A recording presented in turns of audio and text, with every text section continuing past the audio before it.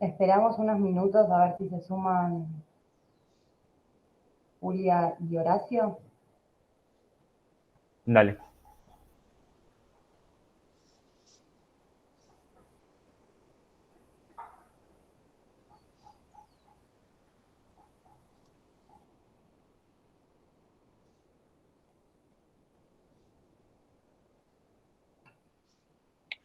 Voy a probar a ver si puedo compartir, ¿eh? Así que es un Vale. ratito y no sé bien qué saldrá de acá porque estoy con un iPad, ¿viste? No con una compu, pero creo que va a andar bien. Ahí se sumó Julia. Creo que ahí ¿Podemos? tienen que estar viéndose ustedes. Ahí ven, por ejemplo, una Ahí se ve foto. perfecto. Sí. Ok. Entonces ya salgo de acá. Así puede compartir otro. Ahí está. Julia, Gracias. ¿cómo estás? No, por favor. Estás muteada. Hola, ¿qué tal? ¿Cómo están? Perdón la Estás- demora. No, no pasa nada. ¿La presentación la compartís vos o preferís que la compartamos nosotros? Ay, si la querés compartir vos, a mí Bueno. me viene mejor. ¿Ya habían arrancado? ¿Llegué muy tarde? No, estábamos esperando porque Ah, falta alguien más también. bueno, listo. Por ahí esperamos. A ver, ahí va. Dale.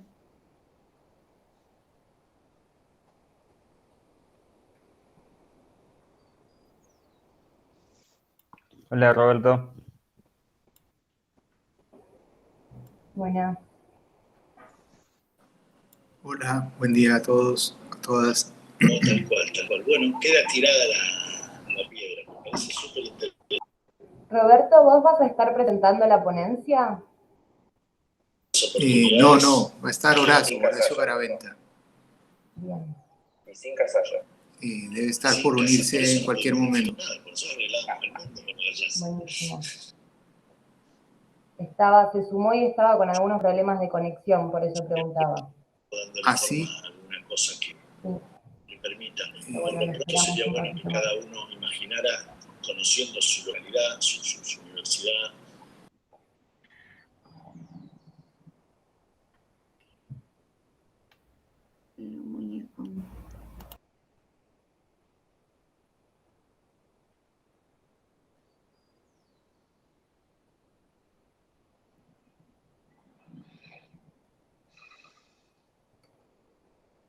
Para los que se sumaron después, creo que Julia no estaba, vamos a seguir el orden del programa para presentar, así que Julia serías la primera, ¿te parece bien? Sí. Sí, perfecto. No hay drama.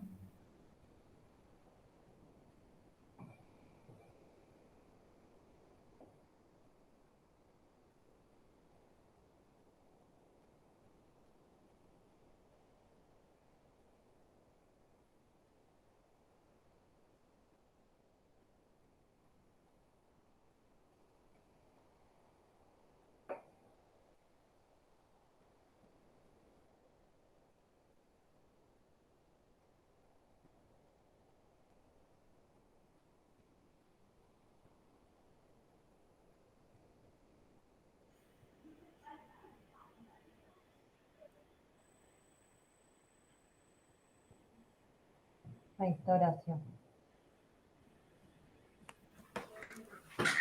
Lo logré. ¿Ahí no te escuchas bien? Sí, ahí veo bien, escucho bien todo. No sé si por qué conexión, si por el teléfono, por dónde, pero logré conectarme. Perfecto. ¿Querés que la presentación la compartamos nosotros? Mira, yo tengo una versión que hice ahora últimamente un poquito más completa, pruebo esa, después te la envío igual, si no, pero sí creo que lo voy a poder presentar bien, ¿eh? Bueno, cualquier cosa, si ves que, no sé, se traba o algo, podés probar desconectando la cámara que vas a poder, no sé, evita que gaste Buenísimo, tanto internet. buenísimo. El orden sigue siendo el mismo. Sigue siendo el mismo del programa, sí. Si les parece, ya estamos todos, podemos arrancar. ¿Sí? Dale. Perfecto. Bien. Sí, correcto. Bueno, bienvenidos a la Mesa de Planificación Urbana y Regional 2 de las jornadas de investigación de la Facultad de Arquitectura, Diseño y Urbanismo, organizada por la Secretaría de Investigación de esta facultad. Hoy tenemos 5 ponencias. Vamos a arrancar con la ponencia de Julia Nesprías, que se llama La ciudad latinoamericana, la problemática de los asientos humanos precarios. Voy a compartir.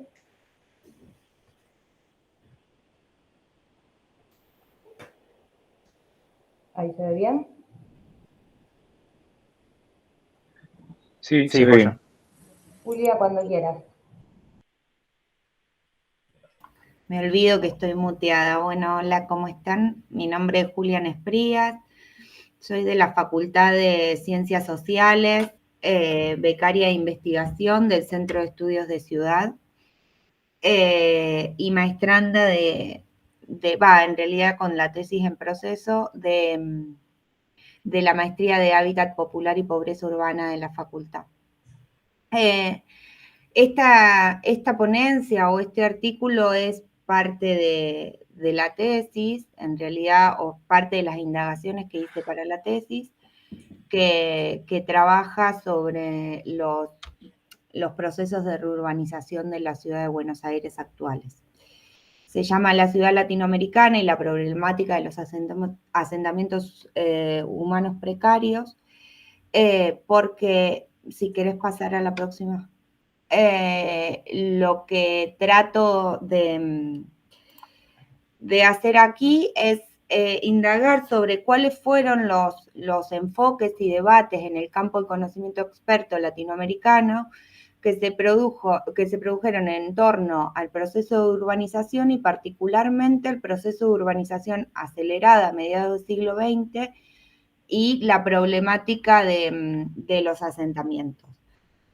Tomo los debates latinoamericanos porque me interesa reconstruir qué se pensó en la región acerca del tema y sobre todo tratar de reconstruir esa genealogía del pensamiento urbano regional que muchas veces ha sido como descartado, dejado de lugar.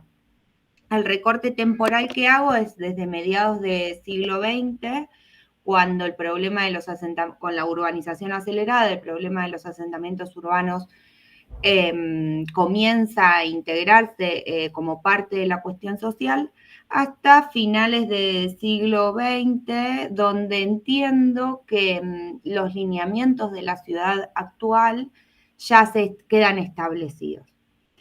La próxima. Para cumplir mi objetivo, lo que hice fue revisar cuáles eran los principales centros urbanos de la región en ese momento y como el Centro de Desarrollo Económico y Social para América Latina, el DESAL de Perú, el Centro Interdisciplinario de Estudios Regionales de Chile, el Colegio de México, el Centro de Estudios Urbanos y Regionales de Argentina, como principales centros urbanos, entre otros, y ver cuáles eran las principales publicaciones de esos centros. Lo que encuentro a partir de lecturas que es la importancia de la Comisión Latinoamericana de Estudios Regionales y Urbanos de Claxo como un gran centro aglutinador y determinadas publicaciones donde desde esos centros siempre se exponía el pensamiento. Por ejemplo, la revista Eure, la revista ESTEUR, la MAYU de Medio Ambiente y Urbanización, y también algunos autores que en ese momento generaron como gran influencia. Como mi trabajo sobre todo es sobre las intervenciones sociales, tuve que buscar algún elemento que puedan contrastar o ver de qué modo estos pensamientos se vieron reflejados en determinadas intervenciones sociales o en determinados lineamientos de intervenciones sociales. Para eso tomé las cumbres de hábitat como un modo de dialogar, como qué pasaba con estos debates, entender las cumbres de hábitat como el ámbito internacional más importante en términos de de problemáticas urbanas, o sea, donde se debatían, el ámbito más importante de debate de las problemáticas urbanas y sobre todo los asentamientos urbanos precarios. Así que tomé la cumbre 1 y la cumbre 2, que son las que están dentro del periodo que yo seleccioné para esta presentación. La siguiente...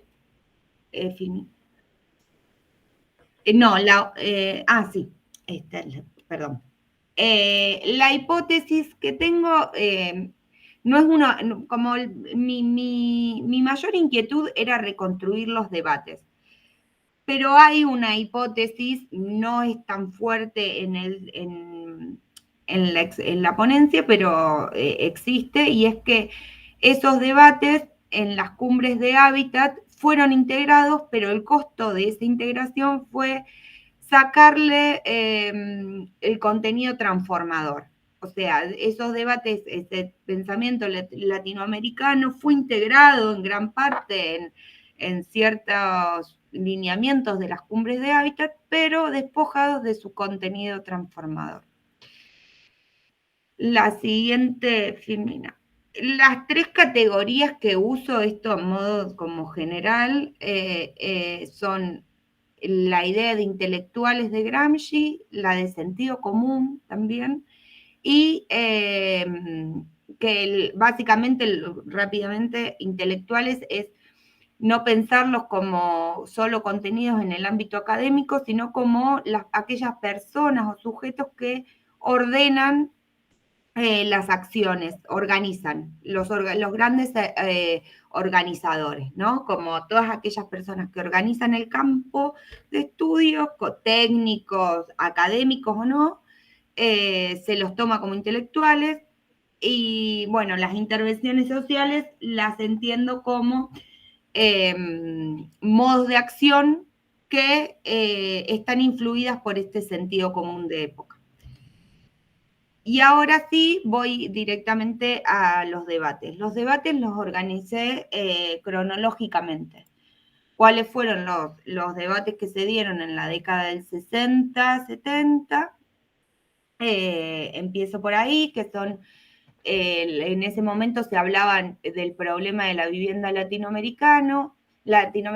Generalmente todos los debates de esa época estuvieron en el marco de la teoría de la marginalidad, en cualquiera de sus 2 vertientes, la vertiente desarrollista, que piensa en la dicotomía marginalidad e integración, o en la vertiente de la dependencia, que generalmente ubica las problemáticas o da respuesta por la dependencia de la económica al imperialismo mundial.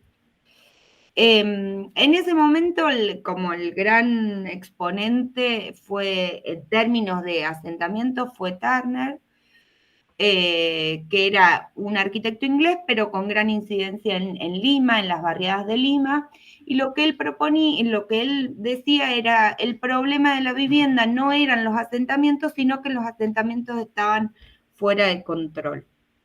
De lo que se trataba era que los estados no comprendían bien la lógica, no terminaban de comprender la lógica del problema, entonces eso generaba ciertos desajustes a la hora de tratar de combatir el déficit habitacional.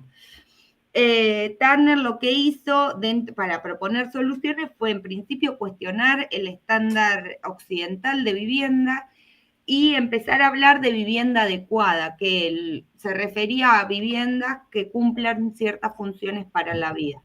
Y proponer la autoconstrucción no solo como solución al déficit habitacional, sino como un modo de generar poder y libertad en los usuarios. Todos estos debates se vieron reflejados en la cumbre de Hábitat 1, que básicamente propone la participación, porque dentro de la autoconstrucción lo que propone Turner es la participación como un deber y un derecho de todas las personas.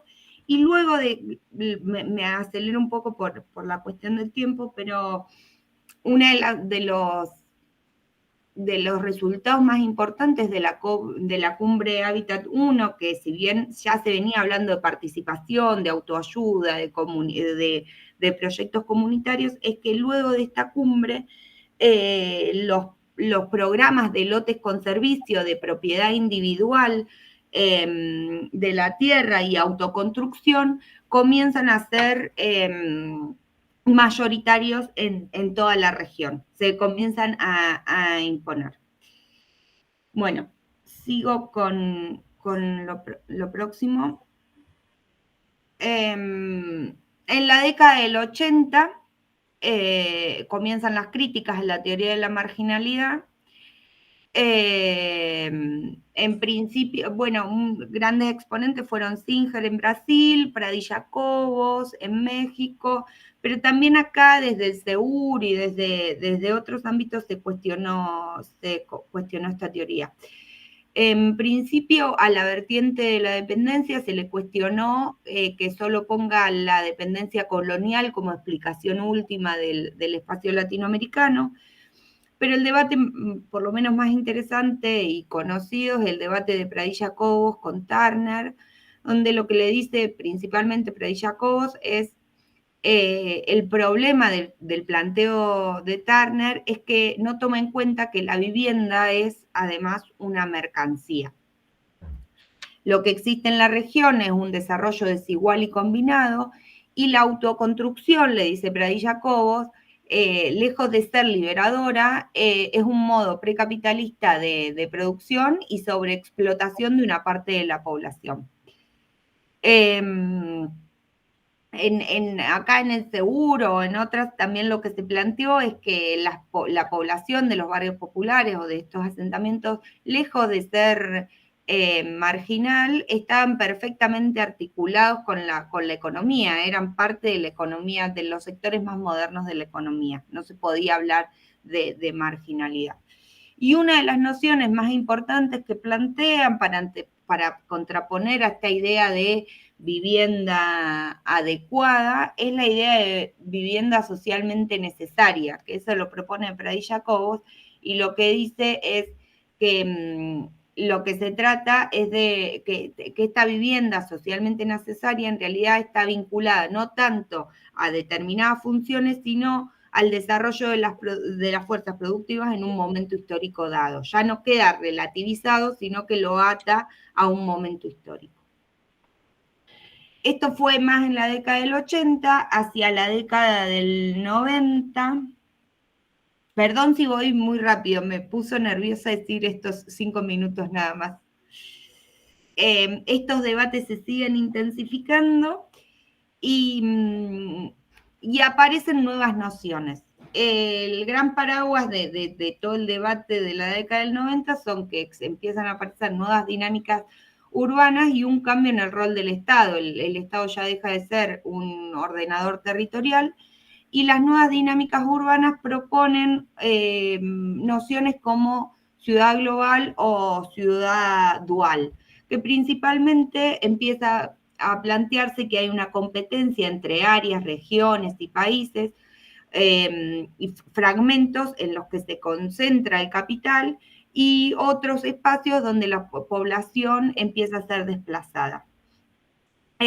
También en esta época se plantea la dicotomía entre ciudad formal y ciudad informal. Y empieza a aparecer la noción, ya hacia finales de los 80, se deja de hablar del problema de la vivienda, como se hablaba en la década del 60, para empezar a hablar del problema del hábitat, como un concepto ampliado de vivienda. Empieza a aparecer la noción de pobreza urbana también en este momento,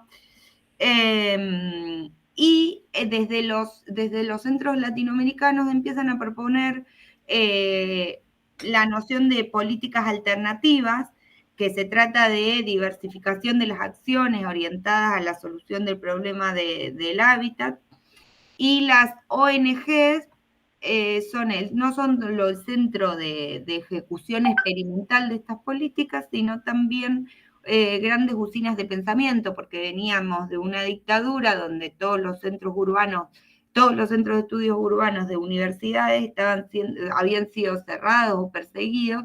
Entonces hay una gran concentración de pensamiento dentro de las ONG. Si querés, la próxima. Así se llega hacia final de siglo a Hábitat 2, donde la noción de vivienda adecuada cobra fuerza y empieza, me había olvidado que también en la década del 80 empieza a surgir el debate ambiental. Entonces, Hábitat 2 va a plantear, va a recoger como ese guante de los desarrollos sostenibles de los asentamientos y de la ciudad, y va a proponer también las administraciones locales como grandes ejecutores de la política, en sintonía con todo lo que, con la desconcentración que estaba habiendo en los estados nacionales. Y acá las nociones que aparecen son, bueno, nuevos pobres, pero sobre todo la de exclusión y vulnerabilidad social, porque lo que se comienza a cuestionar en términos urbanos, pero en todo el campo de la política social, es la capacidad de la noción de pobreza para explicar el fenómeno. Como se empieza a decir que tiene limitaciones, entonces se propone la noción de exclusión y de vulnerabilidad social. Y en términos urbanos o de asentamientos urbanos empieza a aparecer algo que hasta ahora todavía es recurrente, que es lo de estructuras de oportunidad o capital social para generar las intervenciones sociales. Las estructuras de posibilidades se piensan como un modo de acceso a bienes que inciden sobre el bienestar de la población. El ojo generalmente en ese tipo de concepciones está puesto sobre las estrategias familiares. Ya no se piensa el fenómeno estructural, sino se empiezan a pensar las estrategias familiares para generar esta mejora en los barrios. Por eso también aparece fuertemente la idea de capital social, en este momento donde aparece toda la cuestión de la integración a partir de las cuestiones comunitarias. Y los programas que empiezan a surgir hacia el final, en toda la región, hacia el final las intervenciones sociales o el resultado de esto son los programas de mejoramientos de barrio o programas focalizados de bajo costos orientados para mejorar las estructuras de oportunidades, y empiezan a plantearse estrategias facilitadoras, que son estrategias para facilitar la cuestión comunitaria. Empieza a haber una gran fragmentación de la familia, de la política, y sobre todo una responsabilización de la familia en torno al bienestar. Esas son cómo se traducen esos debates en términos de intervención social. Y finalmente, algunas consideraciones finales de la ponencia, que es bastante más larga de lo rápido de lo que yo lo estoy haciendo.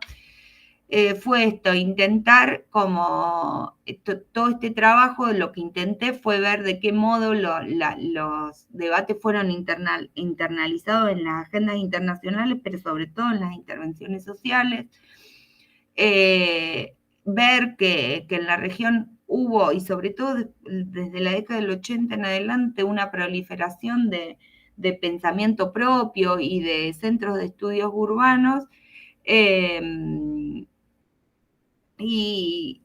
pero hacia el final de la década como una focalización en la cuestión de la pobreza que desplazó las explicaciones estructurales del fenómeno de los asentamientos. En los debates en torno al problema de la vivienda latinoamericana, la participación y el cuestionamiento de los estándares habitacionales fueron la base de un recorrido que tenderá a quitar la vivienda, porque lo que empieza a pasar hacia finales de siglo es el corrimiento de la vivienda dentro de la agenda de mejoramientos de barrio. Empieza a haber mejoramientos estructurales donde la vivienda es despojada. Y eso yo encuentro el origen de eso en cuando empiezan los debates sobre la participación y sobre todo el cuestionamiento de los estándares habitacionales. Y por último decir que en Hábitat 2 se inaugura un ciclo en torno a la concepción sobre los modos de asentamiento precario, que se trabajan como fenómenos aislados y desconectados de la dinámica urbana general. Perdón si fui muy rápido o muy desordenada. No, estuvo muy bien. Muchísimas gracias. Bueno, les voy a tener que recordar que tenemos 5 minutos, nos podemos estirar un poquito más, pero tenemos que intentar de ser breves. La siguiente ponencia es de Claudio Sebastián Labra y se llama Villa Roca Tagliata, un punto de inflexión en la protección patrimonial de la ciudad. Así que, Claudio, cuando quieras. Bien, ahí comparto.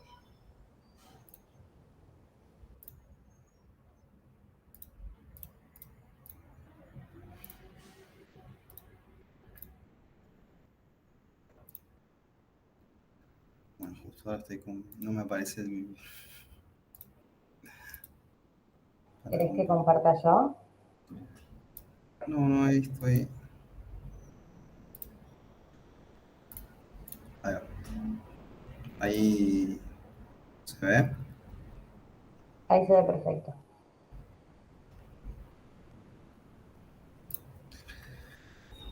Bien. ¿Qué tal? Buenos días a todos y a todas. Yo soy Claudio Labra, docente de FADU y también maestrando del PROPUR, también en la facultad. Este es un trabajo inicial, bastante iniciático, que busca indagar sobre algunos interrogantes y algunos planteos de cara a la futura tesis de maestría, que es básicamente el rol, o centra el estudio básicamente en el rol de el Estado municipal, o las instituciones del Estado municipal, en relación a la protección del patrimonio construido y haciendo foco en los cambios de la legislación al respecto en los últimos 20 años. Dentro de los ejes principales que estructuran esta investigación inicial, exploratoria, se detectan, por un lado, una etapización, unas distintas etapas históricas en la protección del patrimonio de la Ciudad de Buenos Aires, con 3 instancias: una de carácter de acción directa del gobierno municipal, es decir, desde la formación del histórico U24 del casco histórico, hasta la entrada en vigencia del APH1, con la puesta en funcionamiento en los 90 de distintos programas de intervención directa del Estado municipal o de los municipios, del municipio de la Ciudad de Buenos Aires, con otras instituciones internacionales para la restauración de algunos inmuebles del casco histórico, programas de revaloración o revalorización del casco histórico. Otra etapa que va a estar alrededor de una mayor gravitación sobre lo que es la normativa urbana, que entiendo que se inicia en los 2000 con las modificaciones del Código de Planeamiento Urbano, con la entrada en vigencia de la Ley 449, que incorpora nuevos APHs. Hasta el momento había un solo APH, que era el APH1, hasta los 2000, se incorporan nuevos APHs y una sección específica de la protección histórica patrimonial en el Código de Planeamiento Urbano. Y por otro lado, indagar también sobre una doble faceta que entiendo, y también tomando de otros autores, presenta el patrimonio, que por un lado es una doble faceta como recurso cultural y como recurso económico. Por un lado, constituye, como detallo ahí, como un proceso de legitimación de la historia y es un refuerzo de ciertas identidades territoriales, y por otro lado también no hay que dejar de olvidar que, por lo menos en lo que refiere al patrimonio construido, se constituye también como una mercancía del cual emana un plusvalor de su condición histórica y que busca ser apropiado en muchos casos por el mercado inmobiliario. En esta progresión, en estas 3 etapas, como mencionaba antes, si se quiere, desde la formación del distrito U24, que de hecho se reduce desde su formación hasta que termina entrando en vigencia, la constitución posteriormente en los 90 del APH1, el Código de Planeamiento Urbano, que en los 2000 entra en vigencia una gran modificación, como mencionaba antes, y en esta cuestión de las etapas hay una tercera etapa, perdón por lo desordenado, de mayor distensión de normativo y articulación con el mercado inmobiliario de parte de las instituciones del Estado. Lo que va a suceder en el 2007 es que entra en vigencia lo que se denomina la ley, lo que se conoce como la Ley de Emergencia Patrimonial o Ley de Promoción Patrimonial, que va a establecer una nueva forma de inclusión y de abordaje del patrimonio en cuanto a la tramitación de la norma urbana, y va a incorporar una nueva categoría dentro de lo que es de la protección patrimonial de la ciudad, que es la del catálogo preventivo. Hasta el momento había dos instancias, una de la protección por áreas delimitadas, es decir, por sectores con ciertas características urbanas, históricas, tipológicas, y también lo que se conocía como la protección individual o singular en el resto de la Ciudad de Buenos Aires, que eso se permite también a partir de la entrada en vigencia de la Ley 449 en el año 2000. Lo que sucede en el 2007 es que se promulga una ley de emergencia patrimonial, por lo que detectan ciertos sectores y ONGs de la sociedad civil, por poner el caso basta de demoler, que hay una destrucción constante del patrimonio y se logra en la legislatura votar esta ley, que básicamente incluye en una instancia de protección preventiva a todos aquellos inmuebles que tengan un registro catastral anterior a 1941. Esto va a generar un crecimiento exponencial y cuantitativo de los inmuebles con algún tipo de protección en la Ciudad de Buenos Aires. Y particularmente, algo que creo que no hice hincapié desde el principio, es que el caso de la Villa Roca Tagliata lo tomo como un caso testigo de la transición entre la segunda etapa que estoy periodizando de la actuación legislativa del Estado municipal en la ciudad, y la tercera, es decir, de la regulación normativa hasta la distensión, porque el caso de la Villa Roca Tagliata es un caso paradigmático por el nivel de conflicto al cual llegó, que derivó en la paralización de la obra particular. La Villa Roca Tagliata toma inicio de obra en el 2013 e inmediatamente se judicializa.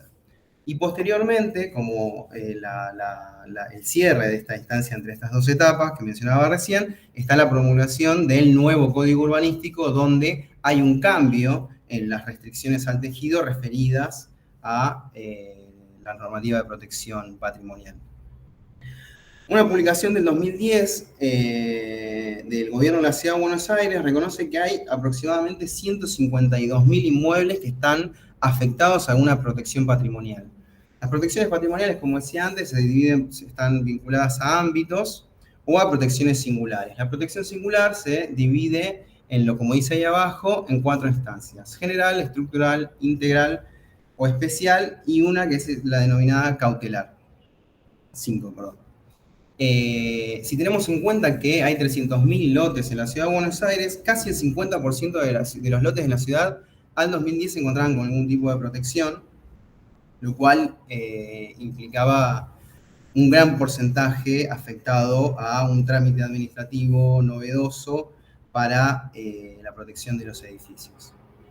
Acá se ve un poco la evolución hacia el 2010, la última publicación donde se detallan la cantidad de inmuebles protegidos en la ciudad. Y ya entrándonos en el caso de estudio particular, la Villa Roca Tagliata, que es una villa de tipo italiana, de carácter exento, característica de los barrios periféricos de la Ciudad de Buenos Aires, particularmente de Saavedra, Coglan, Belgrano, de estilo neorrenacentista, que se encontraba al momento de inicio de la obra protegida con un nivel de protección, valga la redundancia, cautelar. Al momento de la actuación del gobierno municipal, es decir, del Poder Ejecutivo particularmente, que tiene injerencia en esto, el gobierno, la Dirección General de Interpretación Urbanística, a la hora de dictaminar una resolución sobre el proyecto presentado en el 2011 sobre el inmueble del Palacio Roca Tagliata, sobre el lote del Palacio Roca Tagliata, este proyecto de obra nueva, que presentaba una densidad mayor a la permitida en el distrito, salen 2 resoluciones de las gerencias que compone la Dirección General de Interpretación Urbanística, que tiene injerencia sobre la protección patrimonial y la aprobación de proyectos en estos lotes en la Ciudad de Buenos Aires. 2 líneas contradictorias dentro de la misma dirección, donde una, que es la Gerencia Operativa de Supervisión e Interpretación Urbana, permite y habilita una mayor altura a la permitida por el distrito, por el Código Urbanístico, dada su condición de inmueble protegido y entendiendo como un resarcimiento al propietario y a la desarrolladora por la condición de protección del edificio. Mientras que la gerencia operativa de supervisión del patrimonio urbano, más vinculado a los caracteres, a la condición o el relevamiento y a lo vinculado al patrimonio construido en la Ciudad de Buenos Aires, dictamina que el proyecto no aporta la condición tipológica del edificio protegido y recomienda un proyecto de nueva planta, de nueva conformación. La resolución finalmente de parte de la DGIUR es la aprobación del proyecto. Un proyecto que, como decía, al poco tiempo de iniciado, tiene ya un proceso de judicialización inmediato, donde se presenta una cautelar por parte de la sociedad civil, ONGs y vecinos del barrio, que termina paralizando la obra hasta el año 2018, donde el Tribunal Superior de Justicia termina dictaminando básicamente la aprobación y autorización de la obra, sobre texto de la interpretación que hacía el gobierno de la Ciudad de Buenos Aires sobre un artículo del Código de Planeamiento Urbano, muy laxo, muy ambiguo, sobre las posibilidades de la interpretación de un apartado del CPU, que es ese inciso del 492, que básicamente dice que el Estado puede decir, o el Ejecutivo puede otorgar ciertas libertades en las restricciones de tejido, en tanto y en cuanto el edificio tenga que aportar a un carácter urbano o se vea afectado por alguna restricción o una mayor restricción del tejido. Como decía, finalmente, de la justicia de la Ciudad de Buenos Aires se resuelve la aprobación y continuidad del proyecto, que en este momento, hasta hace unos breves meses, recién estaban retomando su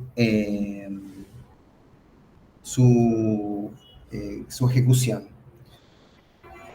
Volviendo, y para cerrar, a las cuestiones de la distensión normativa del final del periodo que estoy analizando, que pretendo caracterizar, perdón por el ruido, hay un cambio fundamental que se produce entre el Código de Planeamiento Urbano y el Código Urbanístico que se aprueba en el 2018, referido a la protección del patrimonio y a los grados de intervención, es decir, las obras que pueden ejecutarse sobre el patrimonio protegido. Y son sobre los inmuebles de protección cautelar, es decir, los de menor grado de protección, si se quiere, o menos restrictivo, y que es fundamental en este proceso. El CPU solamente permitía en este tipo de inmuebles construcciones que no sean visibles desde la vía pública, por lo cual también era contradictorio el proyecto aprobado en el Palacio Rocca Tagliata. Sin embargo, decimos que el Palacio Rocca Tagliata se aprueba en el 2011 e inicia la obra en el 2013, con las modificaciones del Código Urbanístico en el 2018, en la actualidad, los inmuebles protegidos de nivel cautelar pueden construir hasta completar la unidad de sustentabilidad, lo que antes eran las zonas de los distritos de la Ciudad de Buenos Aires, que ahora se conocen como unidades de sustentabilidad con las distintas alturas. Es decir, ahora los inmuebles protegidos de menor protección, es decir, la cautelar, pueden construir o completar hacia el tejido. Y lo que vemos hoy en día es una proliferación de presentación de nuevos proyectos en esta dualidad del patrimonio, donde prima, o infiero que prima para la legislación de la Ciudad de Buenos Aires el carácter de mercancía del patrimonio, donde surgen estos proyectos de completamiento de tejidos sobre inmuebles patrimoniales. Perdón por lo desorganizado y por el ruido, pero bien. Buenísimo, muchísimas gracias. Bueno, pasamos ahora sí a la ponencia colectiva de Horacio José Garaventa, Fernando Esperanza, Roberto Londoño, Guido Fischer, Marcela Beatriz Castresana, Emiliano Ortiz, Yelena Nese y Juan Lemos, que se titula Espacio Urbano y Percepción en el Proyecto Contemporáneo, Cuerpo y Virtualidad. Horacio, ¿estás por ahí? Sí. Estás muteado. Somos un grupo de investigación que varios de los integrantes estamos acá en esta mesa y bueno, la presentación está grabada, así que la voy a abrir. Un segundo.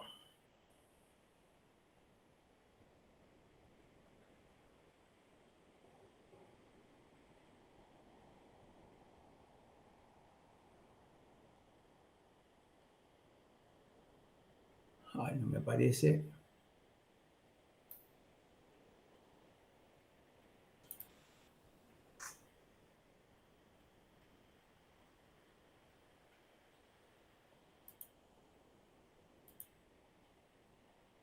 Avísame si no te la comparto yo desde... No, creo que ahí está. Un segundito. Porque la tenía que tener abierta. Ahí está.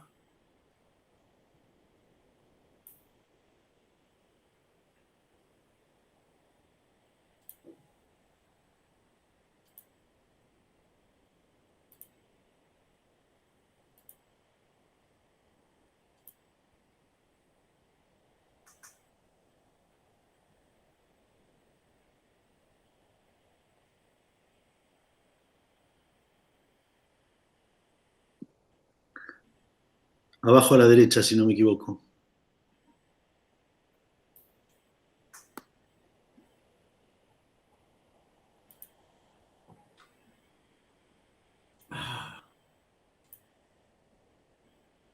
Ahí se está viendo, Horacio, ¿eh? Se está viendo, pero no se escucha, ¿verdad? No. Pero...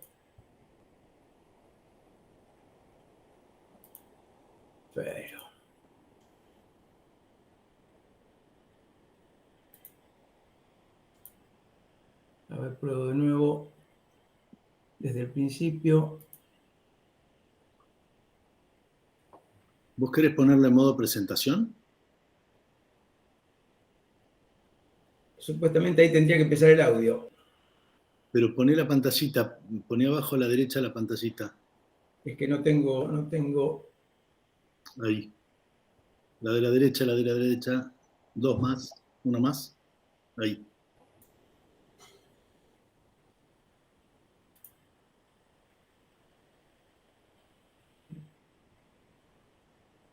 No, pero no empieza el audio, no sé por qué, perdón. Sucede que No. Me parece que no se puede compartir audio a menos que sea a través de YouTube o algo así por una pestaña. Si es por aplicación, me parece, estoy casi seguro que no se puede compartir audio. Es un problema del Meet. Bueno, si no lo leo porque, bueno, ahí vamos. Soy el arquitecto Horacio Garaventa, doctorado en FADU, docente de conocimiento proyectual en CBC y del TBR en FADU como materia optativa y también del doctorado. Dirijo esta investigación SI dentro del ámbito de una investigación madre, un proyecto PIDAE, que integramos desde Cátedra UNESCO, Ciudad y Proyecto, que dirige el doctor en urbanismo Fernando Esperanza y codirige el arquitecto Freddy Garay, y que se titula Estrategias metodológicas para el abordaje del proyecto y la ciudad en la carrera de arquitectura. Radicados ambos en el Instituto Superior de Urbanismo. Esta investigación se centra en torno a la relación entre subjetividad, con eje en la corporalidad y los sentidos, con respecto a las operaciones de proyecto urbano, haciendo foco en cuanto a estas últimas en la digitalidad y el uso de plataformas, como corolario de una serie de estrategias proyectuales urbanas que parten desde la modernidad.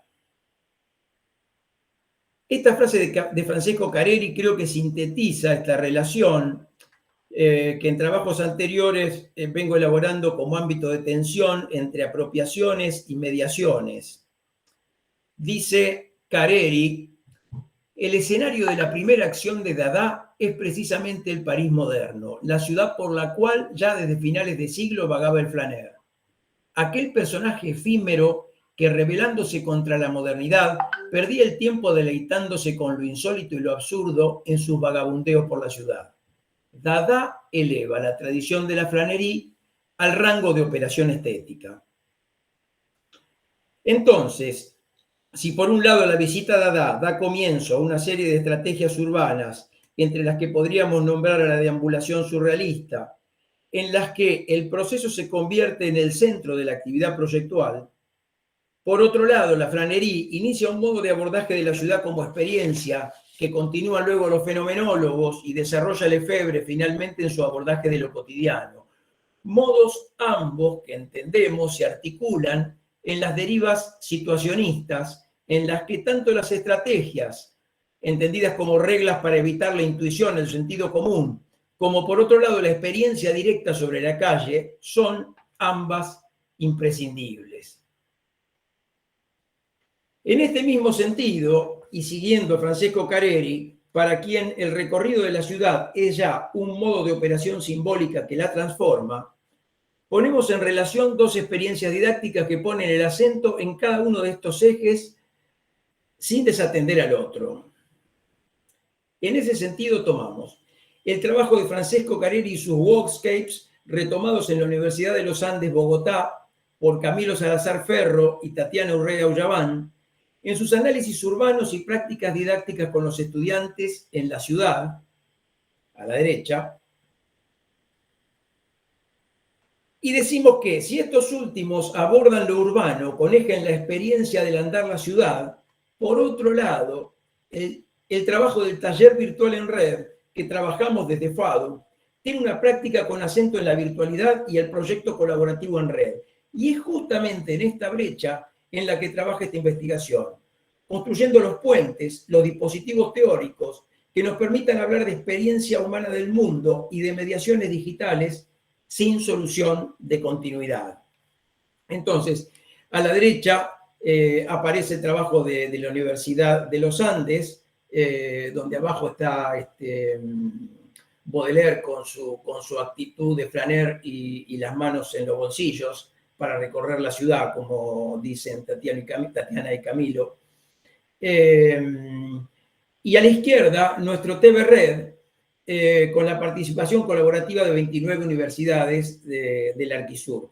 En el centro está quizá la imagen que de algún modo intento que sintetice todo esto, una foto tomada durante una deriva en Bogotá, narrada a su vez por Tatiana y Camilo durante una clase por medio de una aplicación digital, Zoom, en la que participamos con nuestros estudiantes de FADU y también estudiantes y profesores de La Paz, Bolivia, que en ese TBR en particular eran nuestro contexto colaborativo.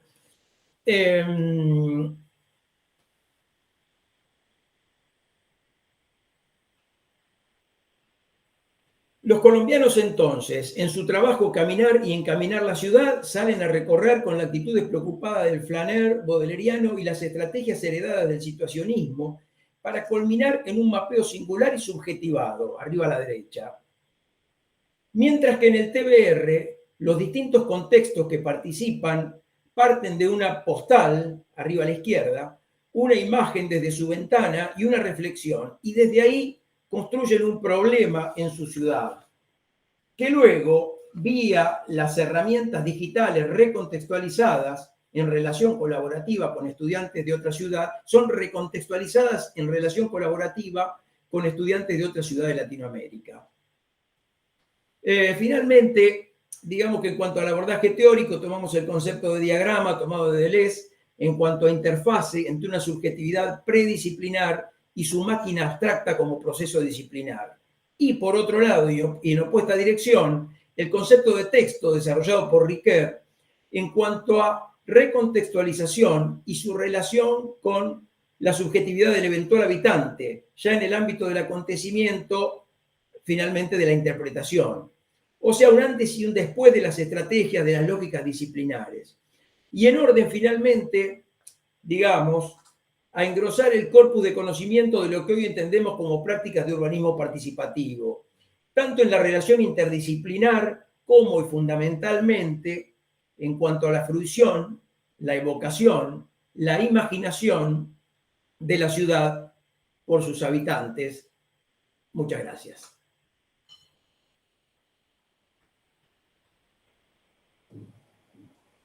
Horacio, bueno, muchísimas gracias por la síntesis y respetar los tiempos. Felicitaciones. Pasamos ahora a Cristian Cordara con la ponencia que se titula Hacia un relato del habitar, superando la homogeneidad explicativa de la ciudad que el urbanista imagina. Cristian, ¿estás por ahí? Sí, aquí estoy.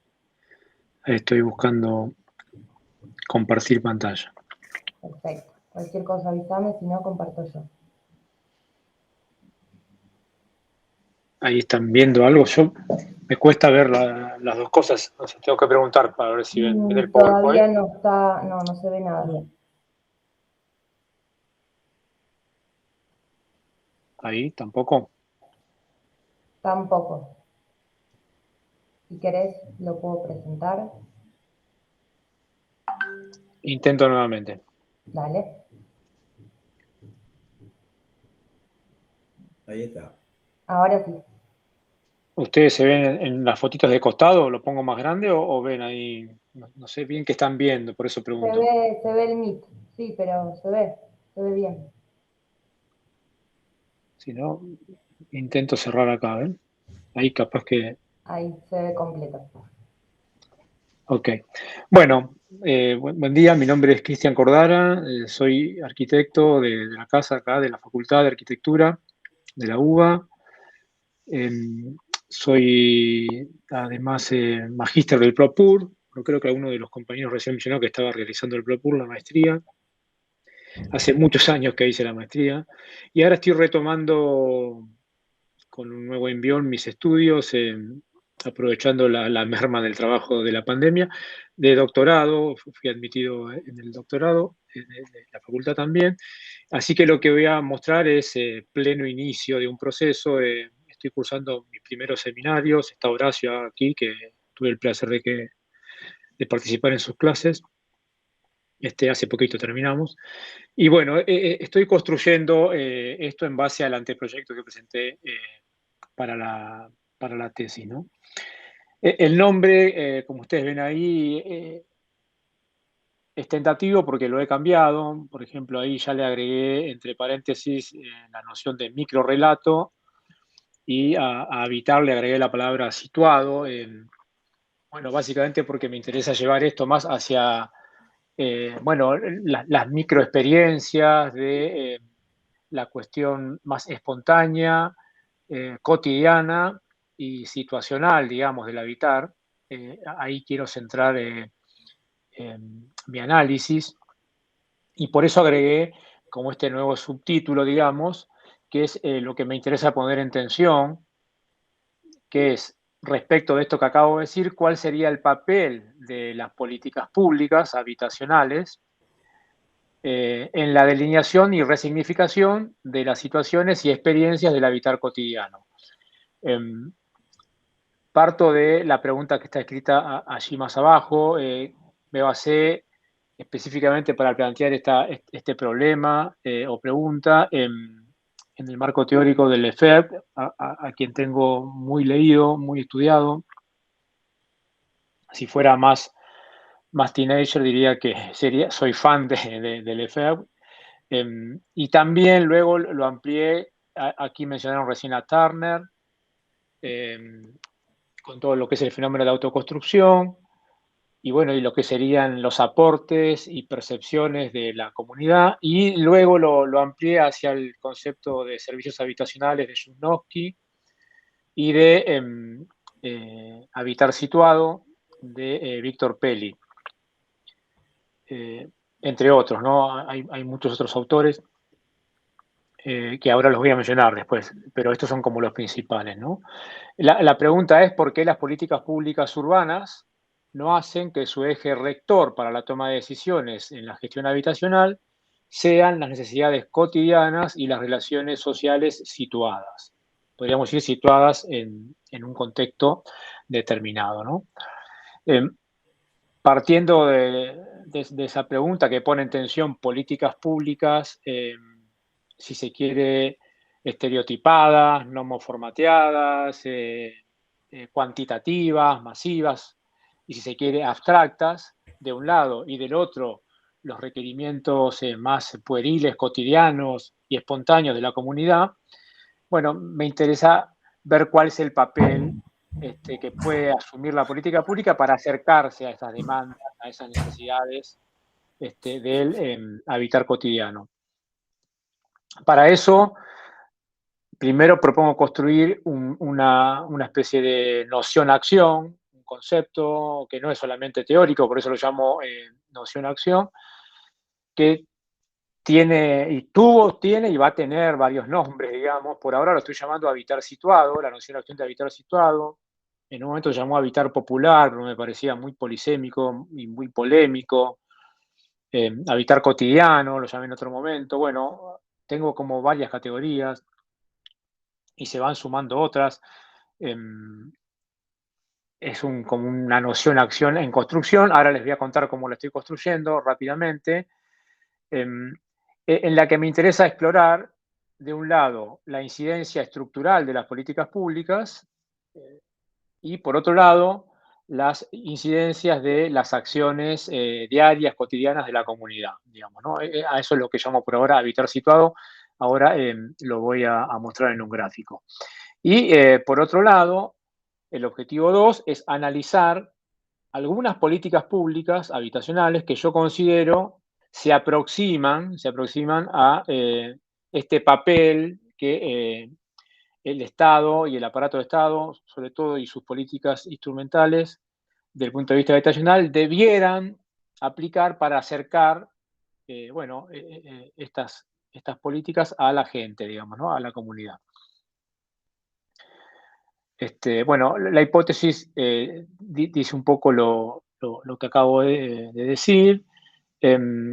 Los objetos de estudio se centran entonces en las políticas públicas habitacionales y en las situaciones y experiencias del habitar cotidiano, poniendo como casos de análisis conjuntos habitacionales dentro de la Ciudad de Buenos Aires, en los que voy a analizar estas tensiones, digamos, o sea, políticas públicas más generalistas, más cuantitativistas, más centradas en la oferta y que perfilan un usuario abstracto. Y del otro lado, las situaciones y experiencias del habitar cotidiano, tratando de encontrar como punto de conexión, con muchas críticas por ahora, críticas negativas por ahora, a las experiencias de vivienda semilla o progresiva, se llaman ahora. Cuando yo lo empecé a estudiar en la década del 90, se llamaba vivienda semilla, centrándome en el caso del barrio Ramón Carrillo, que es un barrio que está en el sur de la ciudad de Buenos Aires. El esquema, no sé cuánto tiempo llevo, digamos, pero prefiero ir directamente a estos esquemas en los cuales estoy queriendo demostrar que hay un paquete de nociones. Esas nociones tienden a ser interpretaciones desde la mirada más estructuralista o, para no quedar tan demodé, neoestructuralista, y del lado de las acciones, unas cuestiones más relacionadas con las experiencias cotidianas de la comunidad. Entre las dos apuntan a el reconocimiento de diferentes referentes, diferentes conceptualizaciones en torno a la construcción de este habitar situado, del concepto que acabo de decir, que a la vez va a servir para identificar hechos observables. Los conceptos con los que vengo trabajando son estos que están en el último gráfico que acaba de aparecer, que apuntan hacia el habitar situado. Son 6. Los estoy cruzando de manera multiincidental, digamos.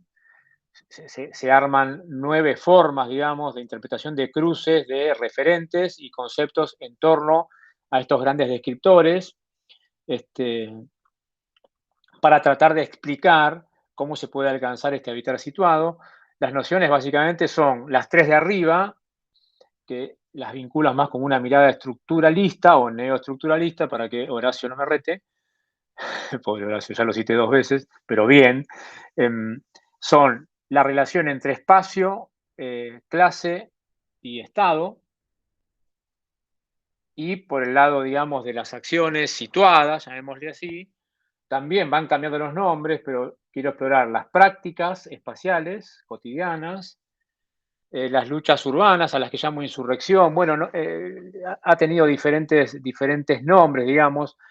La estoy llamando ahora emancipación en lugar de insurrección.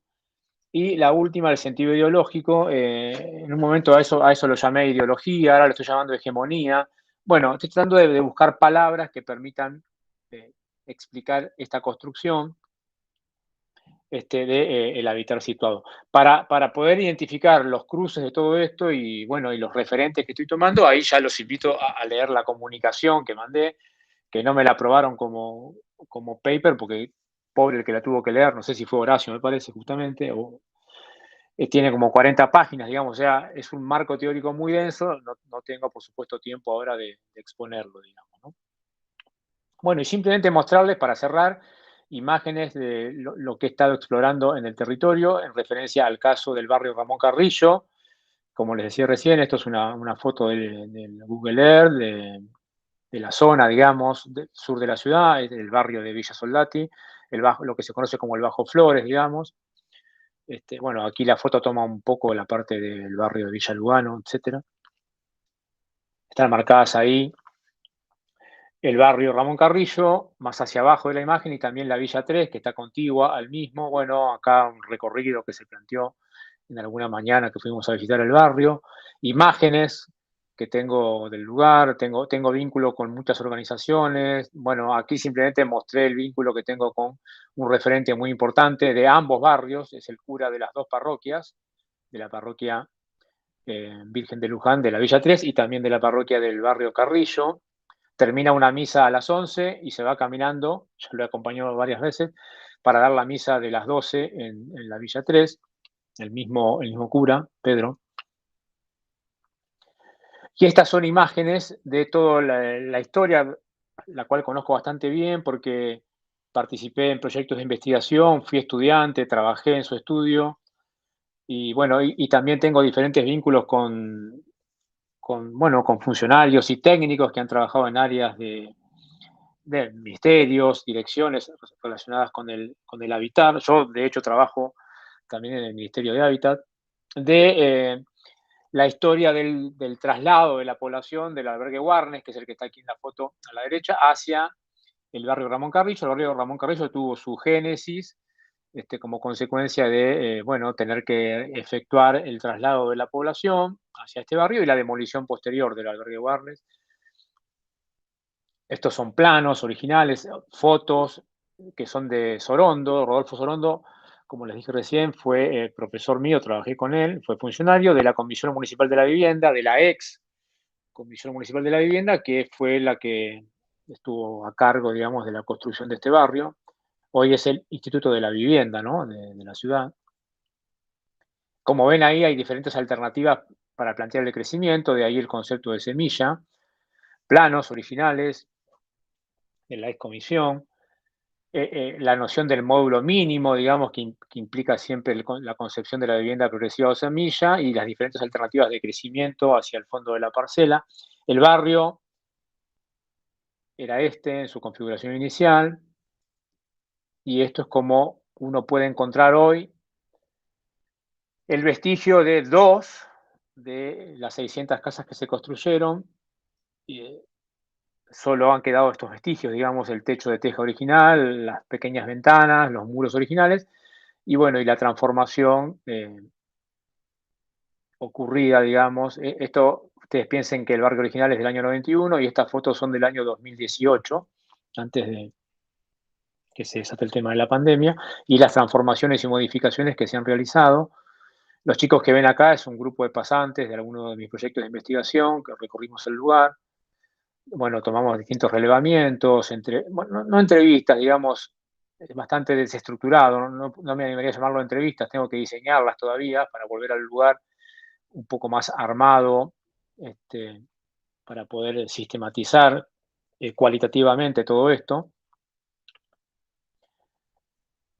Bueno, simplemente para mostrarles un poco el abordaje que estoy teniendo y la proximidad que tengo hacia el barrio. Mi dificultad principal, como se imaginarán, es que como soy arquitecto, lo que los sociólogos llaman la investigación quali, digamos, es lo que más me cuesta, digamos. Estoy en este momento ahora recién iniciando con la posibilidad de una construcción, leyendo a Rosa Gruber, por ejemplo, una metodología cualitativa. Bueno, tomé un seminario con Cecilia Arizaga y Mercedes Braco, que también me está ayudando, otro con Gabriela Campari. Bueno, esa es un poco mi aventura inicial en este primer año de mi doctorado. Muchas gracias. Bueno, muchísimas gracias. Te pido si podés dejar eso de compartir. Ahí va. Bueno, muchísimas gracias y felicitaciones. Vamos a pasar a la última ponencia de Moira Liljeström y Federico Robert, que se titula Políticas de renovación y procesos emergentes en los barrios de la Comuna 4. Moira, ¿estás por ahí? Sí, aquí estoy. ¿Presentás vos? Sí.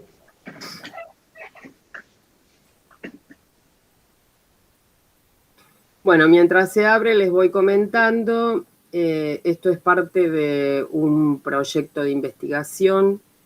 Es un UBACIT que estoy dirigiendo. Yo soy también docente de la FADU en planificación urbana y soy magíster del PROPUR también. Este proyecto es lo que nosotros estamos estudiando sobre los distritos económicos de la Comuna 4, que es una política que el gobierno de la ciudad viene implementando desde el año 2008 y que consiste en la promoción de determinadas actividades, tales como actividades ligadas a las tecnologías de la información y de comunicación, así como a las de diseño y de las artes, que se localizan dentro de un precinto, y esta promoción tiene que ver básicamente con incentivos fiscales para su instalación, que alcanzan no solamente a las empresas y universidades, sino también a las personas que están asociadas a este tipo de actividades. ¿Puedes pasar, por favor?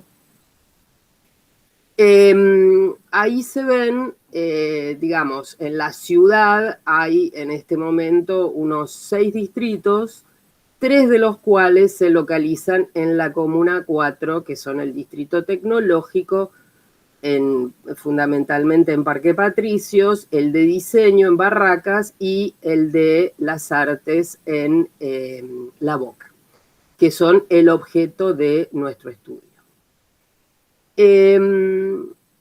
A nosotros lo que nos interesa fundamentalmente es poder identificar las transformaciones territoriales que se producen a partir de esta política.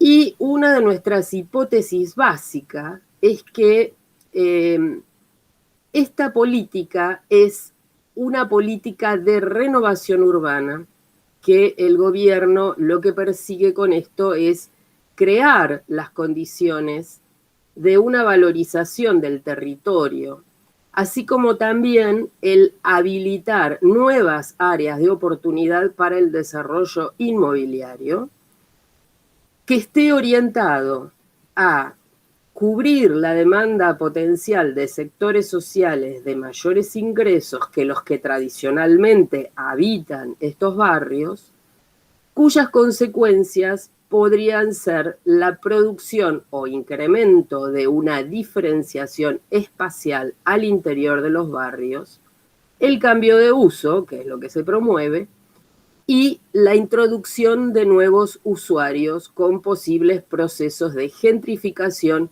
y desplazamiento de la población tradicional, digamos. Y además, a nivel de estructura urbana, lo que generaría es la consecución del eje Puerto Madero, zona centro de la ciudad y hacia estos barrios más del sur. Bueno, esta hipótesis se establece en concordancia con lo que es nuestro marco interpretativo de análisis adoptado, que tiene que ver con el impacto del capitalismo en su etapa actual neoliberal y las modalidades de abordaje que se observan en diversos territorios de diversos países. Digamos, como no hay demasiado tiempo, simplemente lo que quiero señalar es que esta, digamos, parte de estas modalidades, una de estas modalidades, es precisamente la de renovación urbana por parte de agentes del Estado tendientes a lograr una transformación y la instalación de nuevos usuarios en esas zonas. En este sentido, digamos, como esto de la gentrificación es uno de los aspectos y es lo que tomamos en particular en esta presentación, debido a la temática, ¿no?, de las jornadas de este año, que además de entenderla desde lo que es, digamos, su vertiente clásica, seguimos también autores como Janoska y otros que particularizan, digamos, esas modalidades de gentrificación que originalmente se da en países anglosajones, a cuál es la modalidad que se observa en países latinoamericanos, en los cuales se considera la acción del Estado como uno de los promotores de la gentrificación a través de políticas como estas. A ver, la próxima, por favor. Nosotros lo que observamos, y digamos, lo que en esta presentación vamos a mostrar es una serie de imágenes que serían como los rasgos que es posible leer en el espacio de estos procesos de gentrificación que encontramos que sí que existen, digamos, determinados rasgos, que si bien esta política lleva ya varios años, ¿no?, desde el 2008, esas transformaciones son incipientes. Y además de ser incipientes, tienen como distintas características en cada uno de los barrios. Y quizás es en el distrito tecnológico que ocupa el barrio, parte del barrio de Parque Patricios, donde se verifica con mayor intensidad aquellos efectos que pueden estar efectivamente asociados a esta política de distrito, ¿no?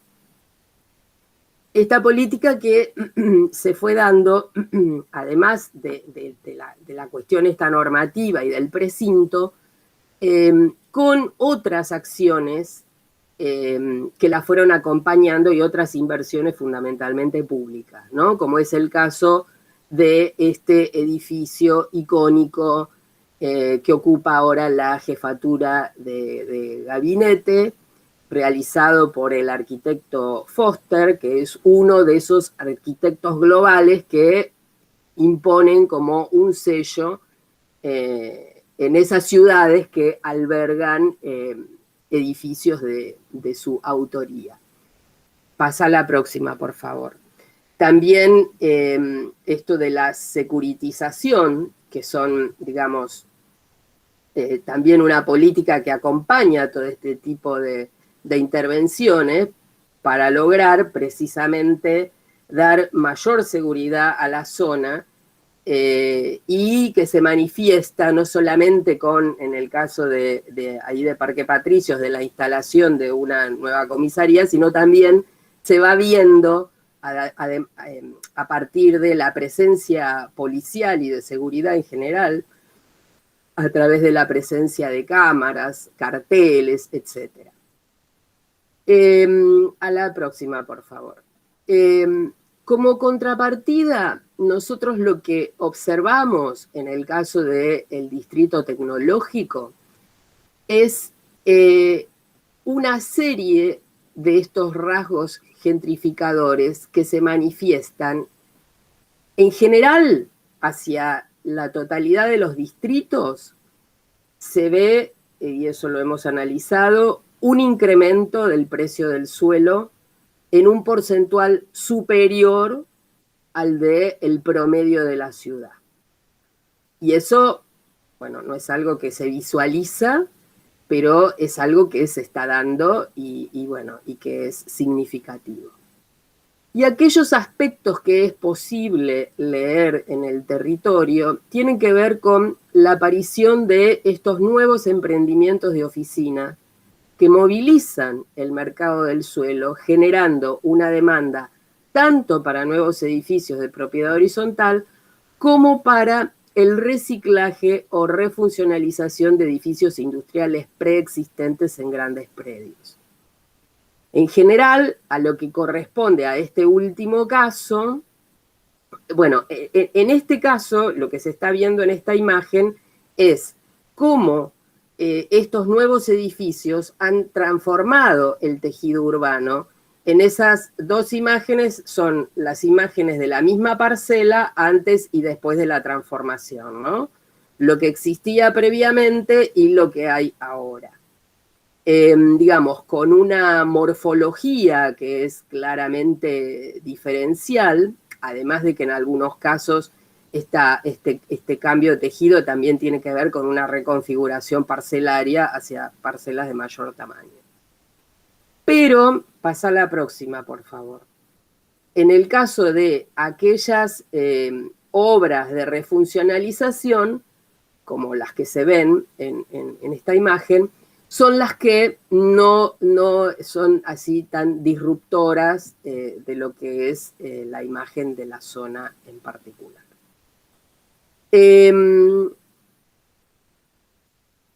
A la próxima. Bueno, en el caso de los otros dos distritos, y acá apuntando al de La Boca, los rasgos estos gentrificadores están mucho más asociados al turismo. Al turismo que se da en esa zona de Caminito y la cancha de Boca, y en donde sí existe la presencia, la situación de desplazamiento de habitantes de los conventillos, que digamos, se da esa situación de que en el caso de los edificios, los conventillos existentes en la zona turística, son revalorizados, son refuncionalizados, mientras que, y pasa por favor, aquellos que se presentan en otras zonas son vendidos o los habitantes pasa a la próxima, son expulsados y hasta ha habido incendios, ¿no? Donde, bueno, los habitantes pierden absolutamente todo. Y también se observan algunos de estos edificios en construcción que tienen que ver con la venta digamos, la promoción de la venta de esos estudios para artistas que, bueno, que están más asociados a la cuestión del distrito. Finalmente, y pasa a la próxima, en el caso de Barracas, se observan algunas intervenciones, esto también, todavía es de La Boca, digamos, con muchas intervenciones que tienen que ver con el gobierno de la ciudad, ¿no? En el reciclaje de edificios. Y la próxima. Esto tiene que ver con el barrio de Barracas, donde digamos, se observan así como varias intervenciones en el espacio público, sobre todo en lo que tiene que ver en los alrededores de lo que es la sede del distrito, que es el ex Palacio del Pescado, pero también se da las intervenciones que tienen que ver con la refuncionalización de varias de las fábricas, de las antiguas fábricas, tales como Alpargatas, Bagley y otras, ¿no? Que refuncionalización para crear nuevos edificios de departamentos con todos los servicios, digamos, con esta tipología de edificios con servicios, elevando muchísimo el precio y claramente para sectores de otros lugares que se instalan ahí, además por el tipo de estilo de consumo a los que estas tipologías edilicias apuntan. De modo que, ya finalizando, este tipo de cuestiones, digamos, hay algo que sería fundamental, pero que metodológicamente es bastante complejo de poder realizar, que tiene que ver con poder visualizar y ver cómo se producen los desplazamientos de población. Tal vez cuando tengamos el próximo censo se pueda hacer un análisis de eso.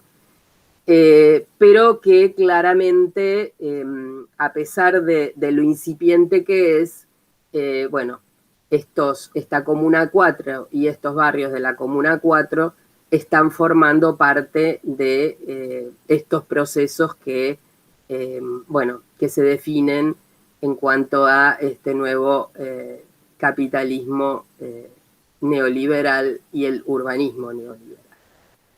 Bueno, hasta ahí. Bueno, Moira, muchísimas gracias. Estamos un poco pasadas de tiempo, bastante, como en general la mesa. No sé si hay algún comentario o alguna pregunta que quieran hacer. Bueno, en ese caso vamos a darle cierre a la mesa. Les agradecemos muchísimo a todos por su participación. Gracias a Lautaro y Tomás de las secretarías, y mis felicitaciones a todos por sus investigaciones, que son muy interesantes. Muchas gracias, Sofía. Gracias. Muchas gracias. Gracias a todos, muy interesante. Muchas gracias. Muchas gracias. Gracias, Cristian, por tus comentarios también. Maestro, querido. Bueno.